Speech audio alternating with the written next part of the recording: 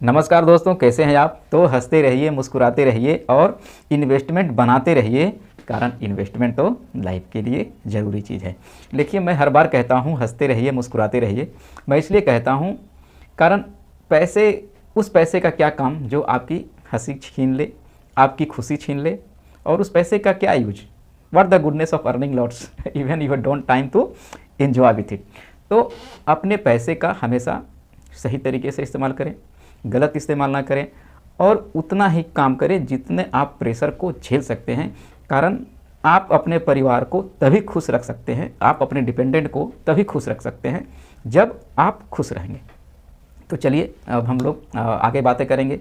आज हम लोग बातें करेंगे एक ऐसे स्टॉक के बारे में जो अभी काफ़ी चर्चाओं में है और अपने हाई से करीब 32-35% वो टूट चुका है। अगर बात करें 2 दिन पहले का तो वो 35% टूटा हुआ था, लेकिन लास्ट ट्रेडिंग डे में कुछ उसमें रिकवरी आई है। तो अगर हम आज की बात करें तो कहेंगे ये स्टॉक अपने हाई से लगभग 32% टूटा हुआ है। जी हाँ, लॉरिस लैब इंडिया की एक multinational pharmaceutical and biotechnology company है और ये कंपनी 2005 से कार्यरत है। ये इंडिया में ही नहीं, जैसा कि मैंने बताया था, ये मल्टीनेशनल कंपनी है और ये इसके जो फाउंडर एंड सीईओ हैं वो हैं doctor Satyanarayan Chhaava.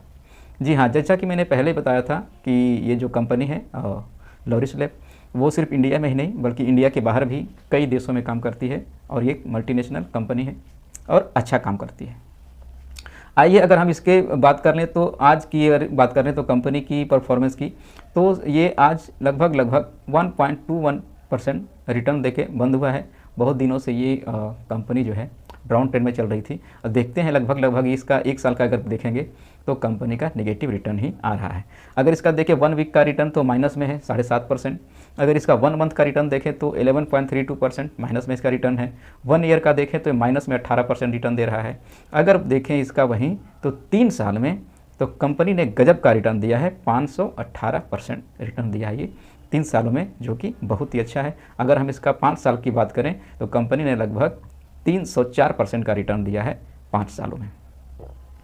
Stock return versus अगर निफ्टी मिड कैप की हम लोग बात कर लें, क्योंकि ये जो स्टॉक है वो मिड कैप में आती है, तो जिस तरह से मिड कैप का रिटर्न रहा है और इस स्टॉक का रिटर्न किस तरह से रहा है, तो स्टॉक के 3 ईयर्स रिटर्न 511% का। मैंने बताया था कि 3 साल का जो इसका रिटर्न है वो लगभग 511% या 18% का है और जो मिड कैप 100 का जो रिटर्न है वो है आपका 86% का।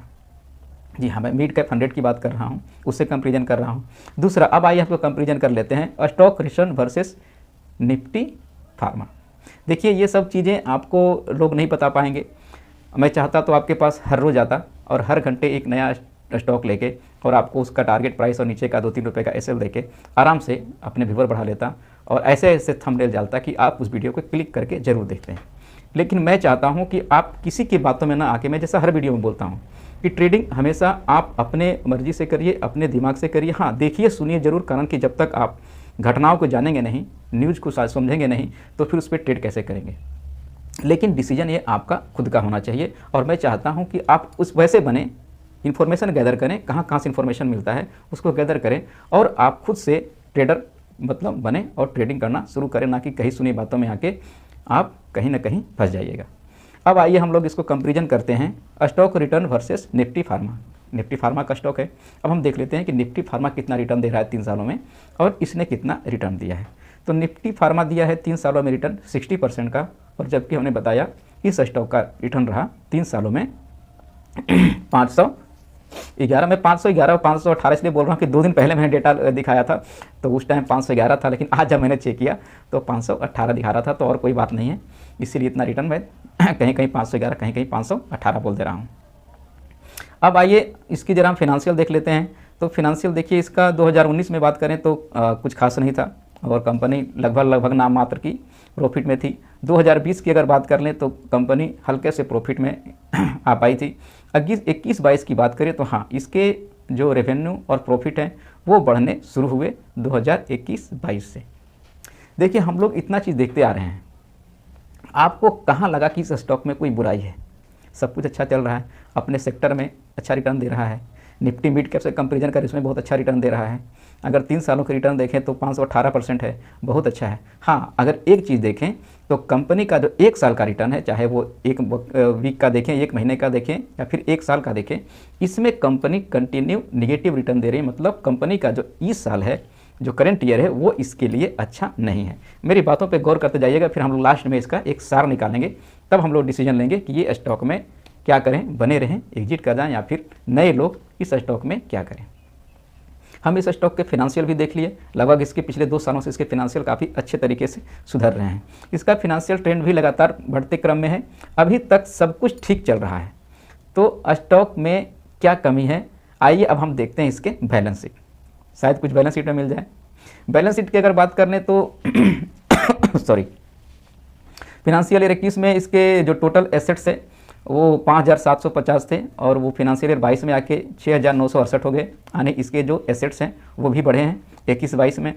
और अगर हम एसेट्स ग्रोथ की बात कर लें तो 2021 में ये जो 53 पॉइंट से रेट से बढ़ रहे थे वो आके एसेट्स बढ़े हैं 2022 में 21% के लगभग इसमें जो है ग्रोथ में इसके परसेंटेज में अच्छा खासा गिरावट हुआ है। ये बातें थोड़ा सा आप गौर करिएगा। दूसरा चलिए इसमें देखने लायक क्या चीज़ें हैं, तो आइए अब हम देख लेते हैं इसके टोटल लाइबिलिटीज़। तो टोटल लाइबिलिटी चलो ठीक है, टोटल लाइबिलिटीज़ में थोड़ी सी वृद्धि तो होगी होगी। अब आइए जो इसमें मेन देखने वाली चीज़ है वो हमें देखना है करेंट रेशियो। करेंट रेशियो देखने से पहले मैं आपको बना देता हूँ कि करेंट रेशियो किसी भी कंपनी के बैलेंस शीट में एक बहुत बड़ा हथियार होता है इन्वेस्टर को। आपको ये क्या क्या बताता है तो मैं बताता हूँ। करेंट रेशियो आपको बतलाता है कि इस कंपनी का जो लिक्विडिटी है, इस कंपनी के पास जो वर्किंग कैपिटल है वो सफिशिएंट है कि नहीं, इस कंपनी का जो लिक्विडिटी है वो इसके कर्ज चुकाने के लिए सफिशिएंट है या नहीं है, या फिर कंपनी ये धीरे धीरे लॉस में जाने वाली है। तो आइए हम देखते हैं, पहले जान लेते हैं कि ये करेंट रेशियो हो। जी हाँ, करेंट रेशियो होता है कि किसी भी कंपनी का करेंट एसेट्स को जब उसके करेंट लाइबिलिटी से डिवाइड कर देते हैं तब जो रेशियो निकलता है उसे हम लोग करेंट रेशियो कहते हैं। इसे आप लिक्विडिटी रेशियो या फिर वर्किंग कैपिटल रेशियो भी बोल सकते हैं। अब ये दर्शाता है कि जैसे अगर किसी कंपनी का करेंट रेशियो, जैसे अगर हम इसकी बात कर लें तो इसका करेंट रेशियो है 1.25, मतलब इस कंपनी को 1 रुपये का कर्ज चुकाने के लिए इसके पास 1 रुपये 25 पैसे हैं। मतलब इसके पास कर्ज चुकाने से ज़्यादा पैसे यानी लिक्विडिटी इसके पास अवेलेबल है। उसी तरह एग्जाम्पल लेते हैं, अगर किसी का करेंट रेशियो 2.5 है तो इसका मतलब है कि उस कंपनी के पास 1 रुपये का कर्ज चुकाने के लिए उसके पास 2.5 रुपये हैं। तो चलिए इसका करंट रेशियो जो है बहुत अच्छा तो नहीं कह सकते, लेकिन ये कंपनी का रेशियो खराब भी नहीं है। उसके करंट लिक्विडिटी उसके सफिशिएंट है, उसके कर्ज चुकाने से उसके पास ज़्यादा लिक्विडिटी है यानी उसके पास वर्किंग कैपिटल है। अब देखिए हम लोग इसके परफॉर्मेंस देख लिए, 5 सालों का फिनेंशियल देख लिए, बैलेंस शीट देख लिए, यहाँ तक हम लोगों को ऐसा कुछ नज़र नहीं आ सक रहा है जिससे कि हम लोग कह सकें कि हाँ थोड़ा सा बैलेंस शीट में दिख रहा है कि इसका जो ग्रोथ है वो इस बार अच्छा खासा उसमें गिरावट आया। तो इस सब बातों को आप नोट करते जाइएगा। आइए अब हम इसके चलते हैं क्वार्टर रिजल्ट देखते हैं, इसमें शायद कुछ पता चल जाए। तो चलिए इसके क्वार्टर रिजल्ट देखते हैं।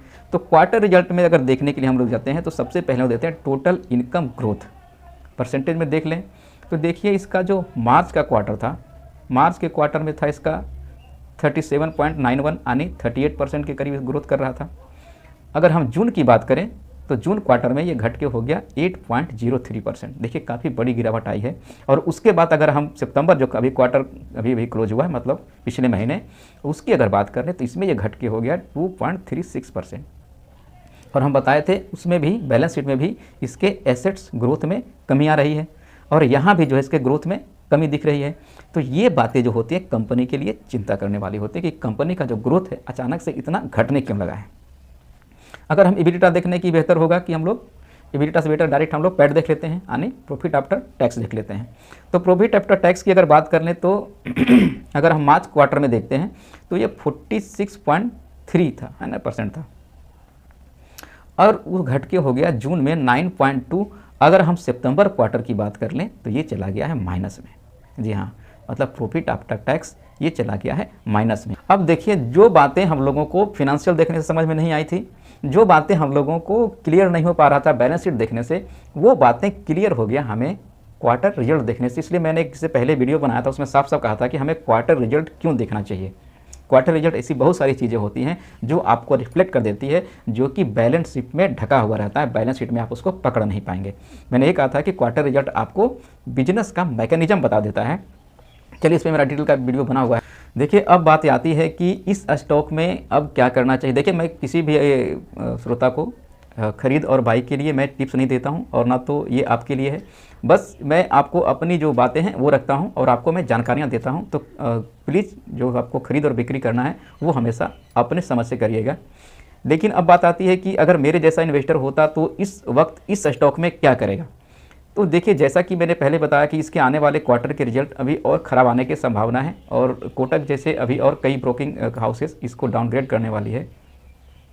तो इतना तो तय है कि जो लोग फंसे हैं वो लोग को थोड़ा अभी और इंतज़ार करना पड़ता है, और जो लोग इसमें नए इंटर होना चाहते हैं तो वो कम से कम 350 लेवल तक का इंतज़ार करें, उसके बाद ही इस स्टॉक में इंटर हों। कारण कि अभी स्टॉक, जैसा कि मैंने बताया था, 35-32% टूटा हुआ है। और फार्मा स्टॉक की अगर बात कर ले तो मैंने एक बार और बताया था कि फार्मा जितने भी स्टॉक थे वो कोविड के टाइम से ही ओवरबाउट जोन में चल रहे थे। तो अब उसमें अगर थोड़ा बहुत कंसोलिडेशन आ रहा है तो कोई बड़ी बात नहीं है। और ये स्टॉक तो मैंने पहले बताया कि ये स्टॉक आपको महंगे वैल्यूएशन पे मिल रहा है, तो फिर हम महंगे वैल्यूएशन पे किसी स्टॉक को क्यों लें, जबकि हमारे पास ऑप्शन है, अभी अच्छे अच्छे स्टॉक सस्ते वैल्यूएशन पे मिल रहे हैं। तो दोस्तों, ये रहा मेरा छोटा सा रिपोर्ट। कैसा लगा ज़रूर बताएंगे। अगर मेरा वीडियो आपको अच्छा लगता है तो प्लीज़ इसको लाइक कर दीजिएगा, अपने जानने वालों में शेयर कर दीजिए, और मेरे चैनल को सब्सक्राइब कर लीजिए, ताकि जब भी मैं कोई नया वीडियो डालूँ ये आप तक आसानी से पहुँच जाए। दोस्तों, धन्यवाद, नमस्कार।